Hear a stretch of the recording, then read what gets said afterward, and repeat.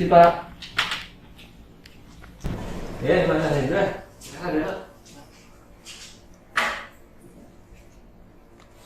Nah, Mas Mahendra, beberapa waktu lalu saya itu coba lihat ruang arsip kita ya. Baik ruang arsip yang aktif maupun ruang arsip yang tidak aktif. Dan apa hasilnya? Ternyata kalau saya amati, pengelolaan arsip kita itu masih jauh dari yang sebenarnya harus kita lakukan. Atas dasar itu, saya punya pemikiran. Kita harus melakukan penataan arsip kita. Jangan sampai suatu saat arsip itu dibutuhkan, kita malah kewalahan. Mas Mahendra, saya tugaskan membentuk tim untuk melaksanakan perbaikan pengelolaan arsip di kantor kita. Sama. Oke. Mahendra merasa tertantang sekaligus bingung harus mulai dari mana.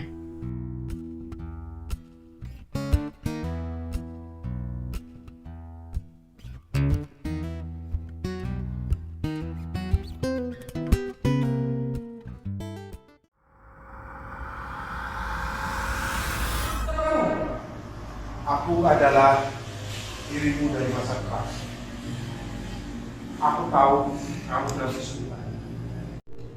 Apa ini? Ini adalah solusinya. Bacalah. Ini yang aku cari selama ini.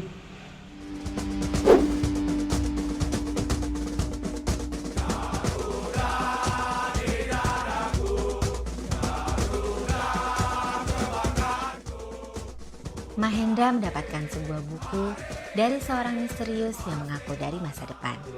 Jadi ini Pak, kemarin kita sudah membentuk tim Pak. Nah untuk penataan arsip di kantor kita ini sudah saya masukkan dalam buku ini Pak, terkait rencana untuk penataan arsip di kantor. Untuk mohon dukungannya Pak, apakah usulan saya bersama tim dapat diterima?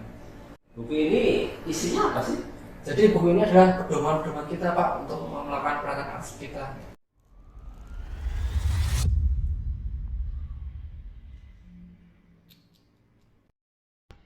Beberapa bulan kemudian, Jadi begini Pak, sejak Bapak menugaskan kepada kami telah mengaplikasikan apa yang dalam buku ini Pak. Oke, saya ingin tahu sebenarnya kondisinya kayak apa sih? Jadi begini Pak, untuk kondisinya akan sudah lebih baik dari yang dahulu Pak. Jadi hasilnya seperti ini Pak.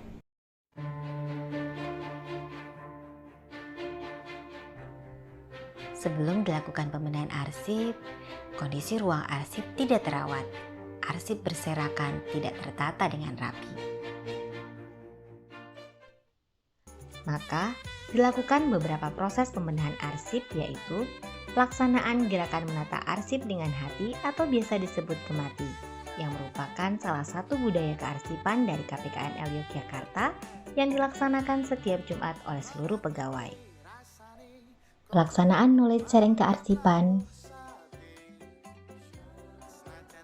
mitigasi risiko penanganan arsip yang terkena rayap, dan rapat tim kearsipan.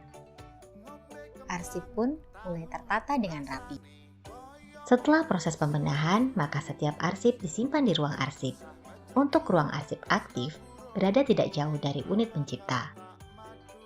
Sesuai PMK nomor 196 tahun 2019, pasal 1 angka 19, penempatan naskah tersusun secara sistematis sesuai konteks kegiatannya dalam satu berkas berdasarkan klasifikasi arsip. Salah satu contohnya yaitu penggunaan filing kabinet sebagai penyimpanan arsip yang di dalamnya terdapat folder, guide, dan map gantung. Untuk arsip inaktif, dilakukan penyerahan dari unit pengolah ke unit kearsipan dengan menerbitkan berita acara pemindahan arsip inaktif. Selain itu, terdapat pelaksanaan pemusnahan arsip. Arsip inaktif yang sudah masuk jadwal retensi arsip diusulkan untuk dimusnahkan.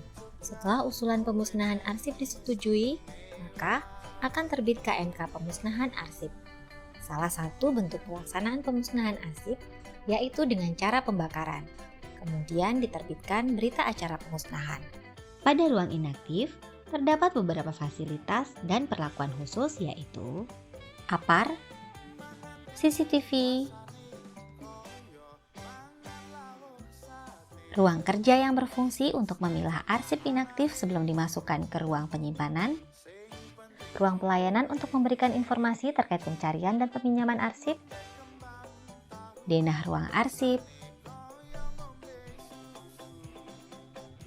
quotes tentang kearsipan,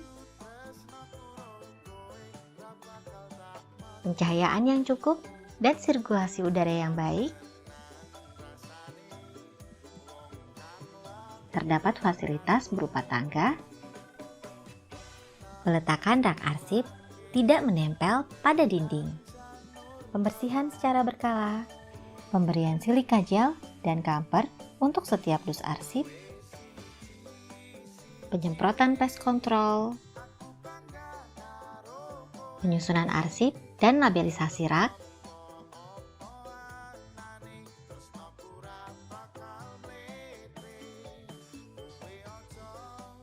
proses pencarian dan peminjaman arsip inaktif dapat dilakukan dengan mudah dan cepat menggunakan aplikasi Tata Arsip Jogja atau Tarjo.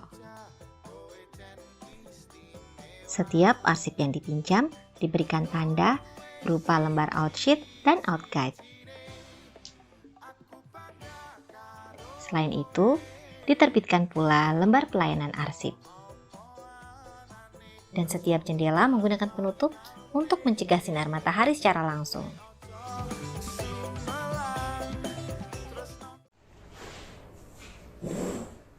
Wah, Hen, tahu kan kamu? Kita juara 1. Wah, luar biasa. Jos, ternyata Makasih, kita Pak. bisa memulai arsip. Iya, Pak. Atas kerjasama kamu dengan teman-teman. Terima kasih ya. Iya, Pak. Makasih, Pak.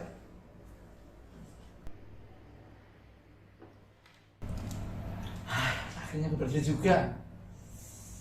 Oh iya ya. Aku harus berterima kasih pada dia.